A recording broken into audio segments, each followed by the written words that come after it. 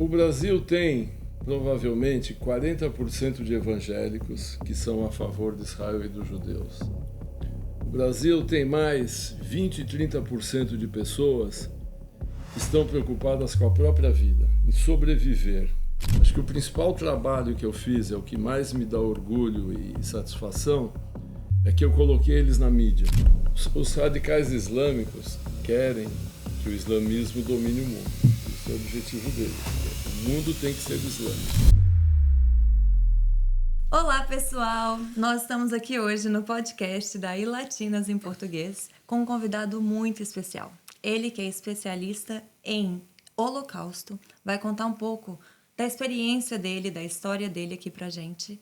Então, nós estamos hoje com o Márcio, conhecido como Pitch. Pitch. E nós vamos começar te perguntando o que te levou a estudar o Holocausto. É curioso, porque eu era publicitário, fui publicitário há mais de 30 anos, e um dia eu resolvi documentar a Marcha da Vida, March of the Living, que é um evento internacional, educativo, que leva pessoas do mundo inteiro para visitarem os campos de concentração nazista. Eu decidi fazer um longa-metragem e um livro grande com fotos e textos sobre o assunto.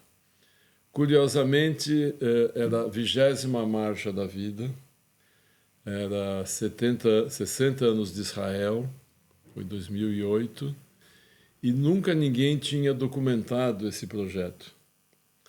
E até curioso que nem nenhum americano, nenhum inglês, os reis do marketing tinham documentado isso de maneira profissional. E eu documentei. E eu comecei a me envolver com o assunto Holocausto, comecei a estudar o assunto, comecei a entrevistar sobreviventes.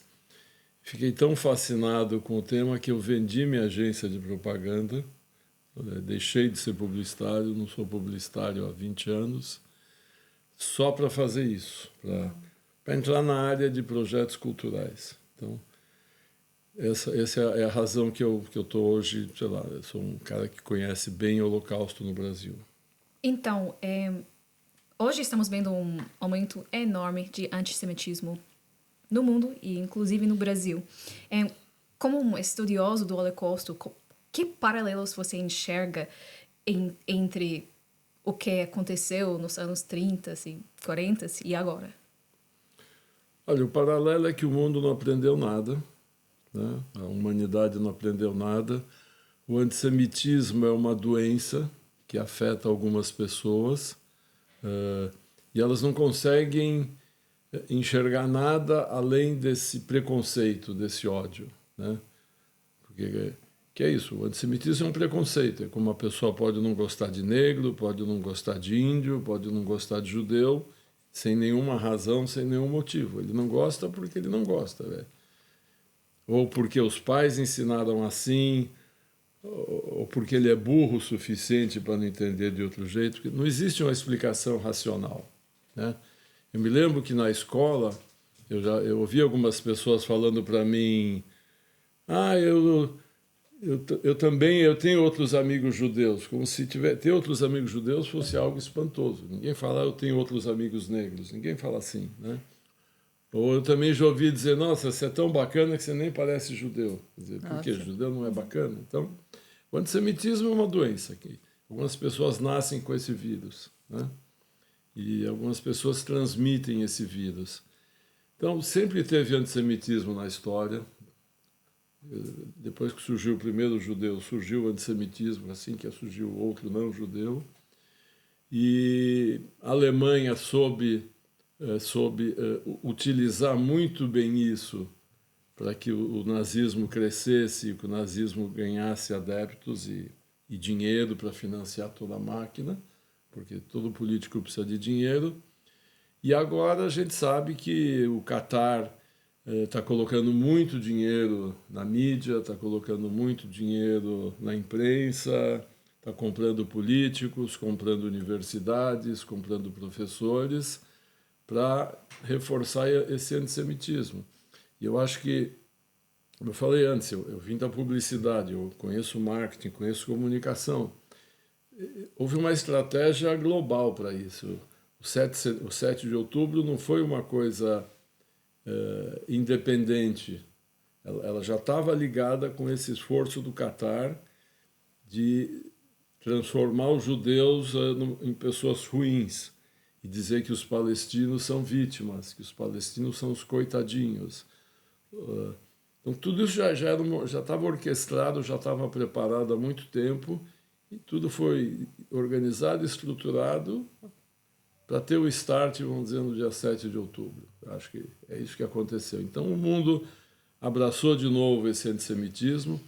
Felizmente, acho que é uma minoria, né, principalmente o pessoal de esquerda, principalmente a cultura woke. É uma minoria, mas essa minoria é barulhenta. E essa minoria tem o apoio dos islâmicos que invadiram a Europa, né, que estão dominando a Europa. Então, assim como os nazistas tiveram dinheiro das grandes empresas alemãs para crescer e para fazer o Holocausto, agora esses islâmicos radicais têm dinheiro também de grandes empresas árabes, de países árabes, para fazer isso crescer, porque o objetivo deles é dominar o mundo. O objetivo deles é conquistar o mundo. Destruir Israel é uma parte pequena do processo, porque Israel é pequeno. O objetivo deles é conquistar o mundo inteiro. Eu vou fazer uma pergunta, ela nem está no schedule, mas é porque você falou aqui do mundo woke e da esquerda. O Islã é o exato oposto de tudo que o mundo woke diz defender. Eles maltratam as mulheres, eles matam homossexuais, eles são contra toda a liberdade, que é o que o mundo woke diz ser, né, ter empatia e querer liberdade. E não é o que a gente... É exatamente o oposto extremo da esquerda seria o Islã. O que você acha quando, se um dia ficassem só esses dois mundos e eles se encontrassem, o que acontece? Então, o inimigo do meu inimigo é meu amigo. Uhum. Então, hoje, para o Islã, a cultura woke é um mal necessário. Quer dizer, eles se uniram a esses wokes, que são um bando de idiotas, né? Antissemitas, preconceituosos. Então, os islâmicos sabem, hoje eles são nossos, eles não são amigos, mas hoje eles são nossos aliados para destruir a cultura ocidental. Vamos usar esses idiotas a nosso favor. Então, esses idiotas woke, esses idiotas da esquerda, eu faço questão de falar isso, que são idiotas. As mulheres não enxergam que os islâmicos são contra as mulheres, são machistas. As feministas, inclusive, as feministas, né? não enxergam que eles são extremamente machistas. Os homossexuais não conseguem entender que eles são homofóbicos, não conseguem entender que eles são contra o álcool e contra as drogas. Eles não conseguem entender, porque é a cegueira do antissemitismo, como eu falei antes. O antissemitismo é um vírus, é uma doença que ataca o cérebro, né? Então, hoje, essa cultura, esse pessoal de esquerda, esse pessoal woke, é aliado útil dos radicais islâmicos. Se, não vai acontecer, mas se acontecesse desse radicalismo islâmico dominar o mundo, eles em seguida matariam todos esses caras de esquerda, todo esse pessoal woke. Os nazistas tinham os mesmos planos. Uma vez, é uma frase que um sobrevivente do Holocausto me falou. Os nazistas iam matar os ciganos, os judeus, os homossexuais, os eslavos, depois os latinos, depois alguns europeus. Eles iam subindo na pirâmide que eles construíram até ficar no topo só os arianos. E depois os arianos entre si iam se matar, porque é pessoal que gosta de sangue. Do mesmo jeito os radicais islâmicos, eles gostam de sangue, eles gostam de morte, eles não gostam de vida. A vida para eles não tem o menor valor, a menor importância. Eles querem morrer porque eles acham que no céu vão encontrar 70 e tantas virgens. Eles acreditam nisso. Então, já que eles não acham as virgens aqui, eles vão achar as virgens lá no céu. Então, com certeza, se esse plano desse certo, não vai dar, porque o mundo não é tão burro assim de acreditar nisso, eles depois matariam esses homossexuais que apoiam eles, essas feministas que apoiam eles, matariam com certeza, porque eles também não querem essas pessoas. Eles querem a morte, o objetivo deles é a morte. E voltando para o Holocausto, hoje em dia eles dizem que a distorção do Holocausto é mais comum do que negação total. Então, quais tipos de distorção você vê no mundo e também no Brasil? E como isso é perigoso? Olha, esse pessoal, eles não sabem o que é o Holocausto. Quer dizer, tudo que essa turma fala, essa turma da extrema esquerda, essa turma woke, tudo que eles falam, eles não sabem o que eles estão falando, sabe? Quando eles gritam do rio ao mar, eles não sabem nem que rio e nem que mar eles estão gritando, né? Quando eles falam que querem distorcer o Holocausto, querem negar o Holocausto, eles não sabem o que é o Holocausto. A desinformação é muito grande. Eu dei centenas de palestras sobre o Holocausto no Brasil. Principalmente, eu sempre levo sobreviventes para darem as palestras. Acho que é mais importante ouvirem os sobreviventes do que a mim. O principal trabalho que eu fiz no Brasil foi dar voz aos sobreviventes. Existiam 2 sobreviventes que falavam no Brasil, o Alexander Lax, no Rio de Janeiro, e o Ben Abraham, em São Paulo e em algumas partes do Brasil. Os outros sobreviventes não tinham voz no Brasil. Ninguém lembrava deles, eles estavam em casa de pijama, já estavam velhinhos. Acho que o principal trabalho que eu fiz, é o que mais me dá orgulho e satisfação, é que eu coloquei eles na mídia. Como eu falei, eu aproveitei minha experiência de publicitário, eu conheci os veículos de comunicação e eu comecei a levar os sobreviventes para falarem na mídia, na televisão, nos jornais, no rádio, e comecei a levá-los para dar palestras em escolas, em livrarias, em universidades.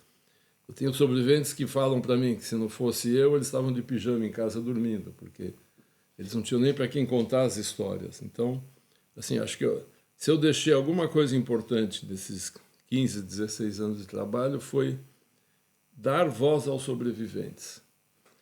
Então, quando eles estão falando, eles estão conversando com uma plateia, eles estão explicando, a gente vê que as pessoas não têm a menor informação do que foi o Holocausto. Eles não têm ideia do que foi o Holocausto. No Brasil, eles não têm ideia. Eu vou te falar que as pessoas ficam ouvindo os sobreviventes, mesmo que eu conto, assim, chocados, porque eles não sabiam o que foi. Eles achavam que o Holocausto, os soldados alemães saíam matando os judeus por aí. Eles não entendiam que tinha uma indústria, uma máquina, uma estrutura de extermínio. Eles não sabem disso. A gente não aprende isso nas escolas no Brasil. Então, quando essas pessoas tentam distorcer ou negar, eles estão falando as coisas completamente sem sentido porque eles não têm informação, eles não têm o conhecimento. Então, você está dizendo que não é totalmente, pelo menos no Brasil, negação, mas eles até não sabem o que aconteceu. Que eles estão negando. Então, eles não estão exatamente negando, eles não entendem ou sabem. Porque eu sou americana, então quando eu estava no Brasil, eu vi que a educação falta. As crianças não aprendem. Eles não respeitam o professor. Então, é muito triste ver essa falta de investimento na educação no Brasil.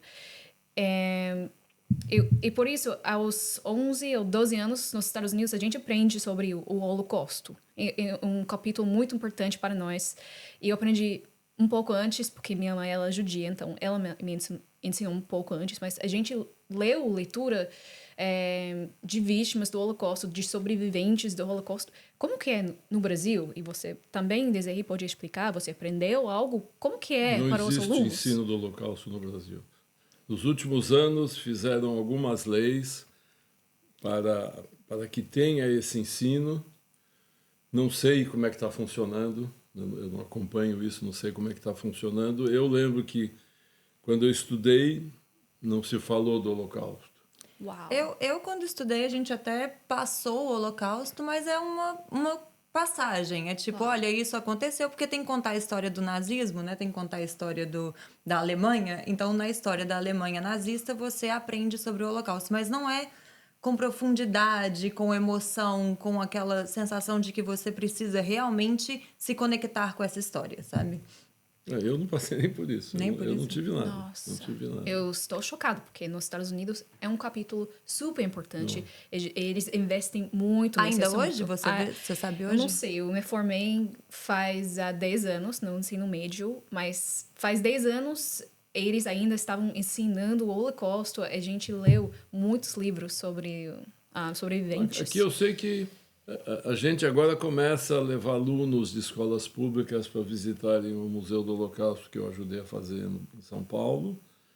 Eu já dei muita palestra, já levei muitos sobreviventes para dar palestra, porque algumas escolas falam um pouco, mas eu acho que falam muito por alto, falam...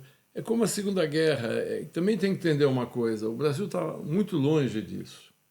Os Estados Unidos participou muito ativamente muitos na Segunda judeus, Guerra. a população maior de judeus no mundo Brasil fora tem pouco. de Israel. Então, O Brasil tem pouco. Os Estados Unidos participou muito na guerra. O Brasil participou pouco. A guerra é longe para nós. O Brasil é longe da Europa. Né? Isso foi um assunto também longe para nós. Eu entendo também por que não tem esse interesse. E outra, não dá para o aluno aprender tudo em 10 anos de estudo. Alguma coisa fica de fora. O Holocausto ficou de fora por... Não era, talvez, a coisa mais importante que os alunos tinham que aprender. Eu acredito que os Estados Unidos, por ter sido o salvador, né, o aliado que chegou para finalizar o Holocausto e realmente retirar os judeus, eles têm mais história e conexão com isso do que o Brasil, que não fez tanto parte. Mas a minha pergunta para você, Márcio, é, por exemplo, se as redes sociais... As redes sociais a gente vê hoje de tudo. A gente tem tanto informação correta quanto fake news. Porém, para esse público woke, principalmente, na minha opinião, é a ferramenta que a gente mais consegue alcançar eles, porque é onde eles estão, nas redes sociais. Mas como é que você vê isso? Você acha que ela é mais danosa ou se ela realmente pode ajudar? Como é que você enxerga as redes sociais nesse assunto do Holocausto?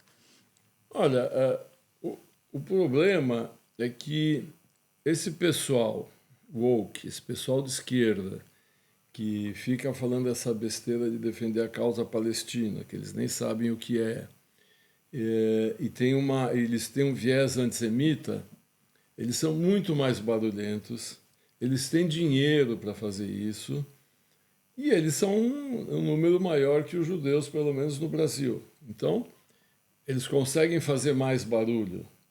Eu vejo, por exemplo, às vezes nas minhas redes sociais, eu vejo muito perfil falso. Né? É 100% falso. Eu olho quem foi a pessoa que me ofendeu, não é uma pessoa, é um robozinho, eu sei lá o que é aquilo. Não tem foto, não tem nome, é um português errado. Esse pessoal tem dinheiro, eu debati no podcast do Inteligência Limitada, do Rogério Vilela, com um brasileiro, eu nem vou falar o nome dele para não dar mais visibilidade para ele, um brasileiro que se converteu ao islamismo e foi lá debater comigo. Ele mentia descaradamente, ele parecia o Pinóquio, o nariz dele ia crescendo conforme o podcast ia prosseguindo. Ele mentia descaradamente, usava argumentos completamente falsos, mas eu via que ele tinha uma estrutura por trás que fornecia para ele vídeos falsos, posts falsos, mentiras. Eu estava lá sozinho, sem estrutura por trás, sem dinheiro. Ele visivelmente tinha dinheiro por trás dele. Então, essas pessoas, elas são bancadas, elas são financiadas. Eu falei, quem é o dinheiro, de onde vem, eu não sei. A gente imagina que é do Catar, imagina que é do Irã. São estruturas que estão aí para dominar o mundo, né? Para conquistar, para transformar o mundo num mundo islâmico. O Catar é que nem o Gillette, corta dos dois lados. Agrada o Ocidente, mas também quer agradar o islamismo. Esse pessoal põe dinheiro. Então, as redes sociais, eles têm mais força que a gente, eles têm mais poder, mais dinheiro que a gente. E estamos vendo cada vez mais essa comparação entre Israel e Alemanha nazista. Como que você pode explicar como que isso é historicamente falso? Eu volto a dizer aquilo, esse pessoal é muito burro, é muito mal intencionado e é muito mentiroso. Eles mentem, eles usam qualquer argumento que eles querem. Quer dizer, é impossível comparar Israel com a Alemanha nazista. A Alemanha nazista foi um momento único da história da Alemanha também. Quer dizer, a Alemanha não é a Alemanha nazista. A Alemanha passou por um período onde foi dominada pelos nazistas, de 1933 a 1945, com muito dinheiro, muito apoio da população, com Hitler e seus asseclas dominando aquela situação, e eles eram psicopatas, criminosos, assassinos, que queriam matar todo mundo que não fosse ariano. Comparar isso com o Estado de Israel, que é um Estado democrático, onde os árabes vivem em paz e em harmonia. Ontem eu fui numa aldeia drusa, onde o Hezbollah jogou um míssil que matou 12 crianças. O Hezbollah sabia que ali era uma aldeia drusa, que lá só viviam drusos, não viviam judeus.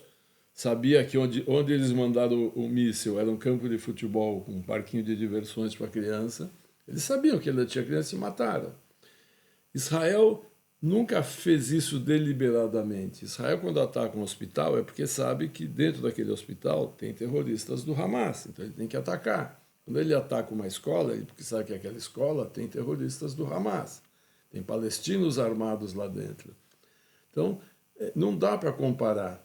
Mas é o que a gente fala, esse pessoal é mentiroso, esse pessoal mente, cria qualquer narrativa para justificar o antissemitismo deles. É impossível comparar. O que eu consigo comparar eu consigo comparar o Hamas com os nazistas, sendo que o Hamas ganhou dos nazistas. Eu vou te dizer por quê. Eu falei isso numa entrevista com o Danilo Gentili. Os nazistas sabiam que estavam cometendo um crime quando matavam os judeus. Tanto que eles faziam isso escondido. Os campos de extermínio eram escondidos, eram no meio de florestas, longe das vistas de todo mundo. Eles evitavam fotografar e filmar porque sabiam que estavam cometendo um crime.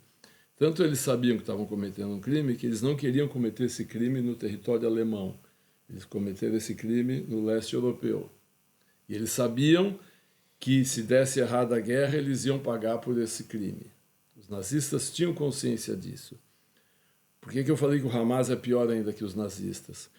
Porque o Hamas, quando atacou Israel 7 de outubro, eles usaram GoPro. Para quem não sabe o que é GoPro, é uma câmerazinha que fica no peito ou na testa da pessoa, sei lá, gravando os crimes que eles estavam fazendo.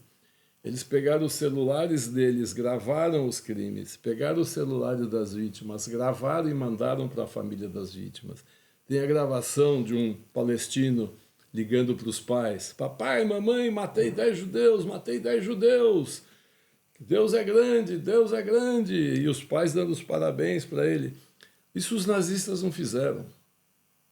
Os nazistas escondiam os crimes. O Hamas, os palestinos, fizeram questão de exibir os crimes. Eles têm orgulho. Eles têm orgulho.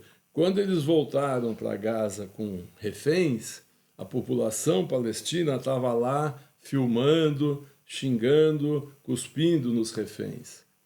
E eles se exibindo. Olha como eu sou mau, olha como eu sou criminoso, olha como eu sou assassino. Eles têm orgulho disso. Os nazistas tinham vergonha disso. Então, se é possível alguma comparação do nazismo com Israel, não existe. O que a gente pode fazer é comparar o nazismo com o Hamas, com os palestinos, e o Hamas é pior que os nazistas. E você sente que o Brasil, ele é preparado? Porque, assim, a gente viu o Hamas dando parabéns ao presidente eleito em 2022. Você sente que o Brasil, ele está preparado para combater esse antissemitismo e ele combate?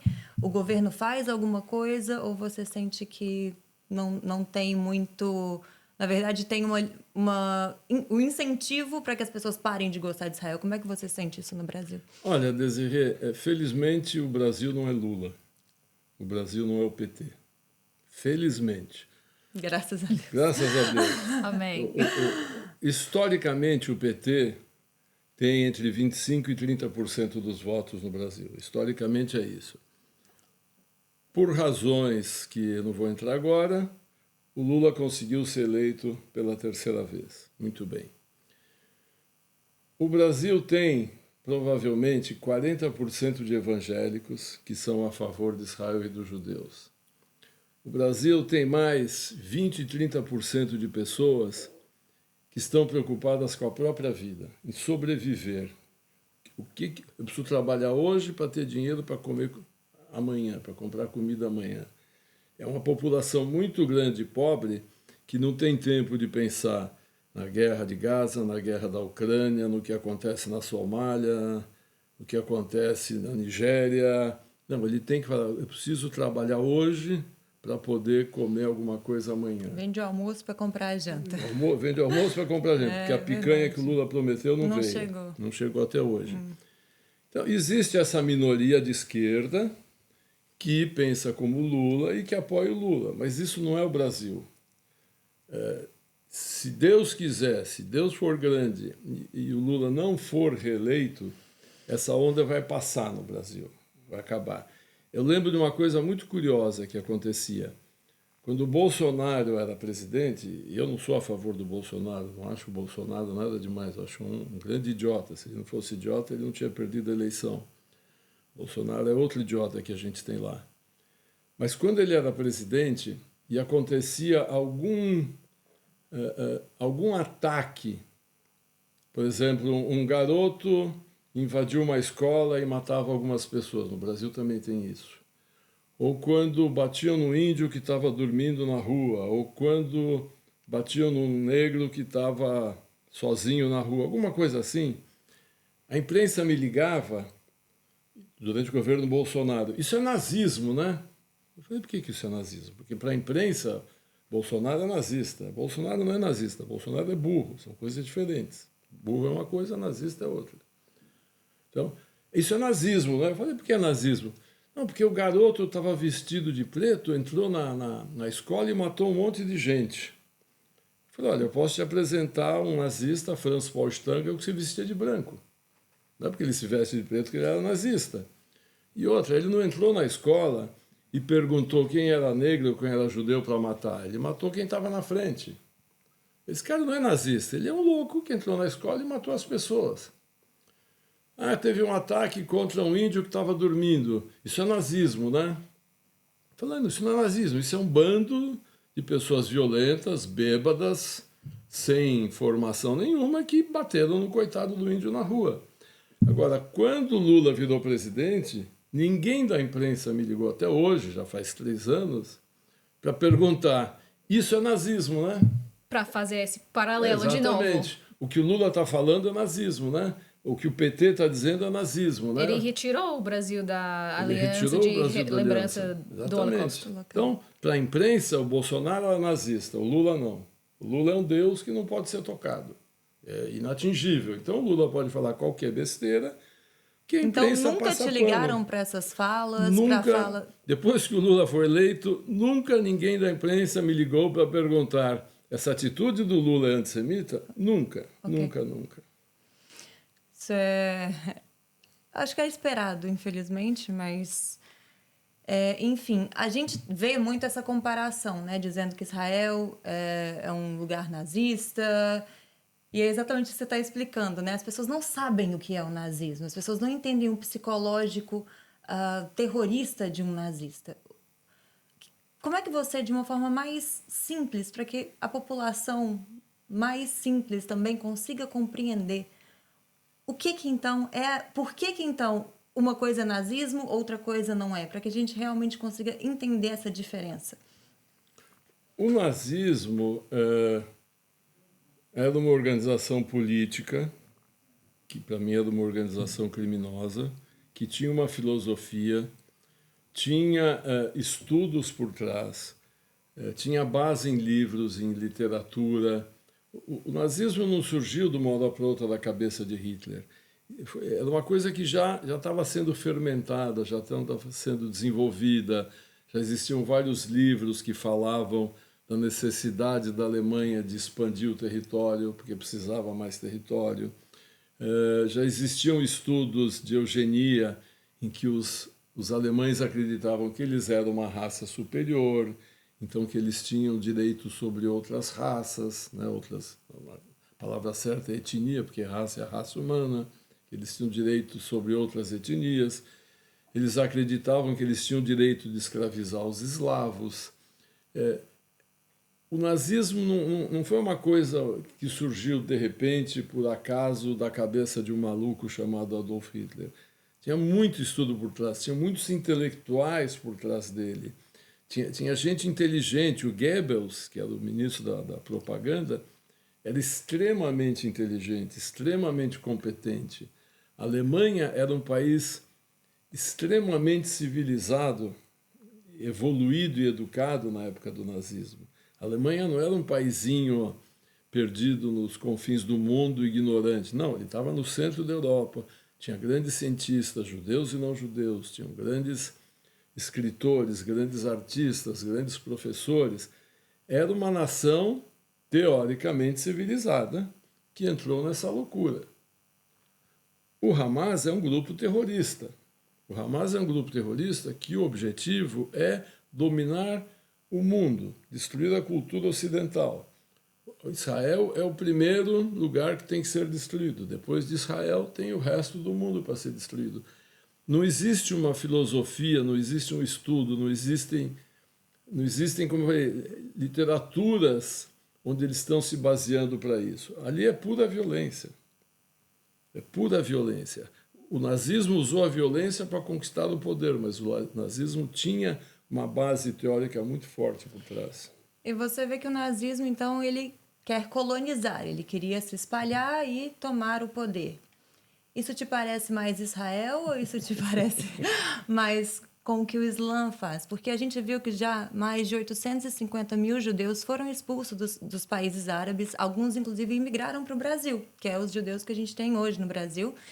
Inclusive no Brasil chegaram os judeus, chegaram ali no Nordeste, e esses judeus também não foram, acho que foram expulsos, e eles foram para Nova York, que hoje é a grande potência financeira mundial, que são os judeus que criaram, né?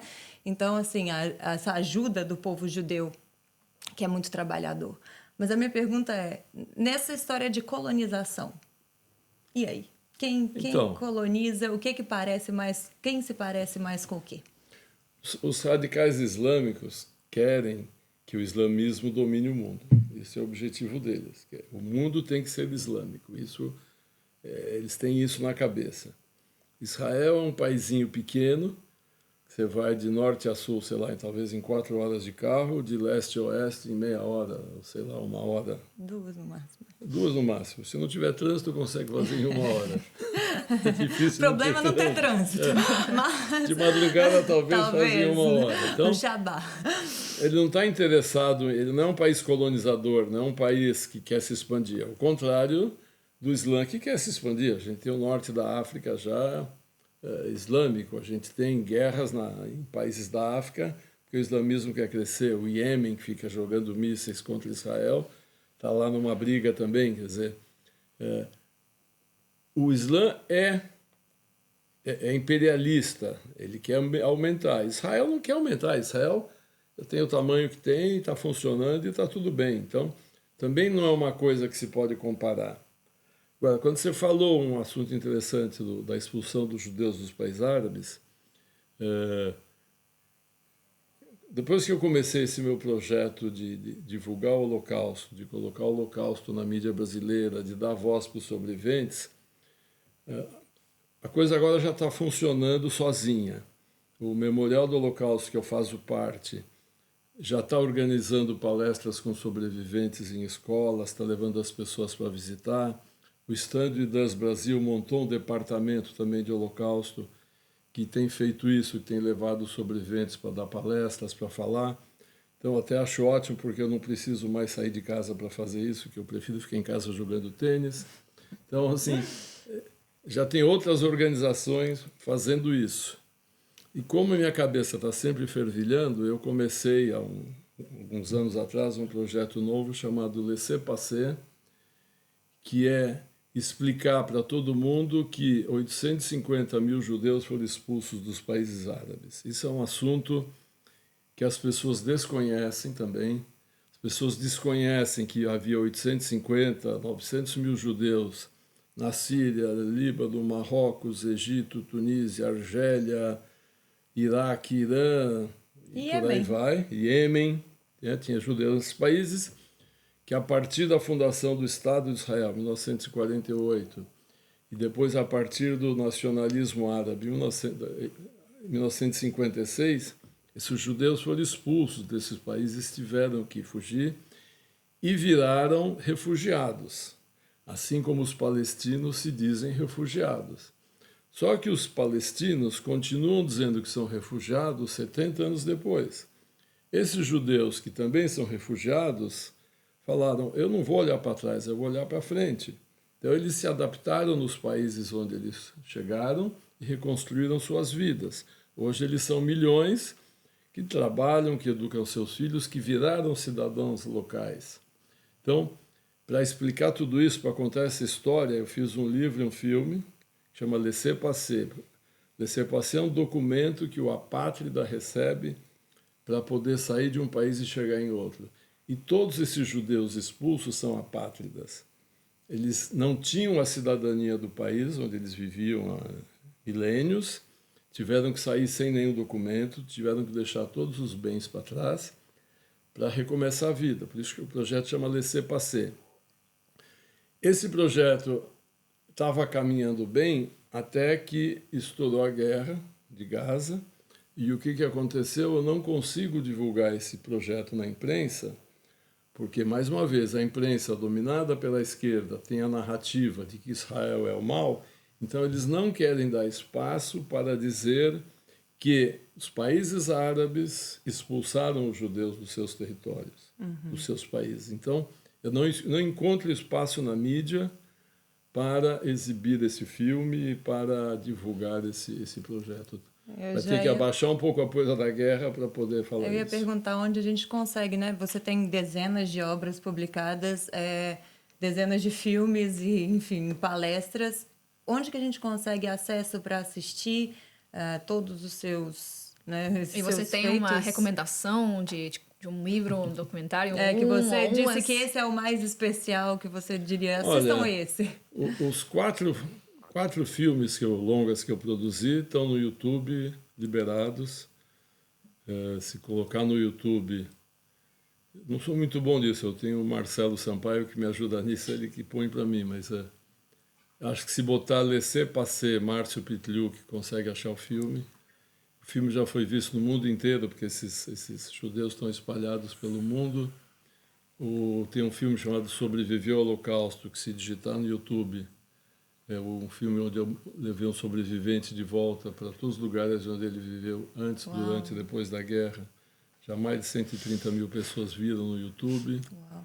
Tem um outro filme chamado Não Mais Silêncio, onde eu entrevisto 10 sobreviventes do Holocausto. Marcha da Vida também está liberado no YouTube.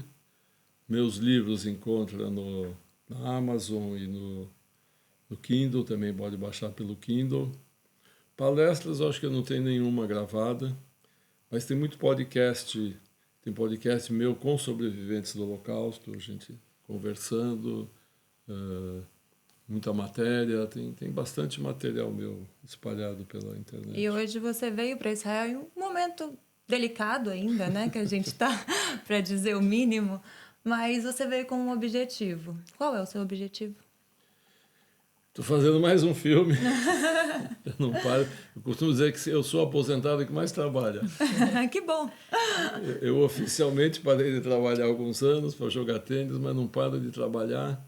Estou fazendo um filme agora que chama-se Vítimas do Terror, onde eu quero mostrar para o público que o terrorismo islâmico não começou com o ataque do Hamas no dia 7 de outubro de 2023. Os islâmicos atacam o mundo ocidental há mais de 50 anos, matam quem eles encontram pela frente, mulheres, crianças, cachorros, judeus, budistas, cristãos, até mesmo islâmicos, eu entrevistei anteontem, eu acho, um brasileiro que mora no kibbutz aqui em Israel. Eles conseguiram rechaçar um ataque de palestinos no dia 7 de outubro.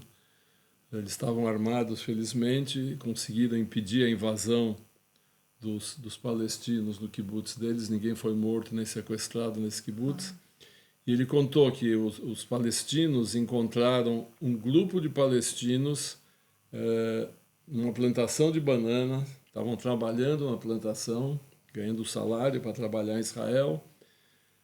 Os terroristas palestinos, eu falo terrorista palestino porque não era só Hamas que atacou. Os terroristas palestinos foram matar eles começaram a gritar: eu sou palestino, eu moro em Gaza. Mataram do mesmo jeito, falaram: mas vocês estão trabalhando para os judeus, vocês também merecem morrer. Quer dizer, esses caras matam quem tiver pela frente. E como eu falei, matam ele e se matam também. Quer dizer, eles gostam de sangue, eles gostam da morte. Então, nesse filme eu quero mostrar que isso acontece há mais de 50 anos. Teve ataque na Argentina, Londres, Nova York, Paris, Roma, Brasil, Israel. Eles atacam em qualquer lugar do mundo onde eles conseguem pegar uma arma ou uma faca. Agora estão tentando impedir as festas natalinas na Europa, quer dizer, os europeus de esquerda receberam eles de braços abertos, agora estão pagando o preço por isso. Eu, inclusive, fui a Jerusalém antes de ontem, e na entrada de Jerusalém, na entrada de Jaffa, nós temos ali a casa do Papai Noel e uma árvore de Natal com um presépio, para a gente ver a diferença, né? Que as pessoas dizem: Israel maltrata os cristãos. Gente, as igrejas cristãs estão todas em pé, são protegidas, reformadas. Exato. Com o dinheiro do pagador de imposto israelense. Eles cuidam. E o cristão, eu sou cristã, eu moro aqui, nunca tive nenhum problema. Na verdade, o que eu mais recebo dos judeus é obrigada por estar do nosso lado, obrigada por nos apoiar. Então, assim, é realmente um país democrático aqui. Nós 100%. Temos de tudo. Um dia eu estava, inclusive, vendo um ponto de ônibus, tinha um judeu ortodoxo, ao lado dele uma mulher muçulmana. Eu falei: eu vou me juntar. Vamos fazer. A cristã, a muçulmana e o judeu entram num ônibus. O que acontece? Mas a gente está chegando ao final. Então eu gostaria, Márcio, se você puder, por gentileza, deixar a sua última mensagem sobre o que você quiser, sobre o que você achar importante dizer. Pode ser sobre o Holocausto, sobre o antissemitismo, mas para que o brasileiro compreenda um pouco sobre tudo isso que ele não compreende ainda. Olha, tem que estudar, tem que aprender, tem que ler, não tem que ficar ouvindo narrativas erradas de internet, não tem que ficar lendo a imprensa de esquerda que fala os discursos que a gente sabe que são antissemitas, que são preconceituosos, que são errados. O mais importante sempre é a educação, é ler, é aprender, é educar para ter opinião própria, não depender da opinião dos outros, não repetir como um papagaio as besteiras que ouve. O único jeito de ir para frente é estudando, não tem outro jeito.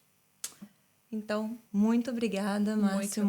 Foi maravilhoso, agregou muito. Espero que muitas pessoas consigam entender um pouco mais. Te sigam nas redes sociais e assistam os seus filmes, porque muita gente não gosta de ler. Sim, tem muitos recursos. Eu nem sabia que tem tantos recursos em português para o brasileiro entender realmente o que aconteceu. Porque se vocês não aprendem na escola, nas faculdades, pelo menos tem os recursos de você. Filme. Eu que agradeço, Índia e Desirê, pela oportunidade de falar. Nunca imaginei que eu ia chegar em Israel e participar de um podcast chiquérrimo, com duas meninas lindas. Estou muito feliz, muito obrigado. Obrigada a você. E até a próxima. A gente que agradece. Muito obrigada, gente. Tchau.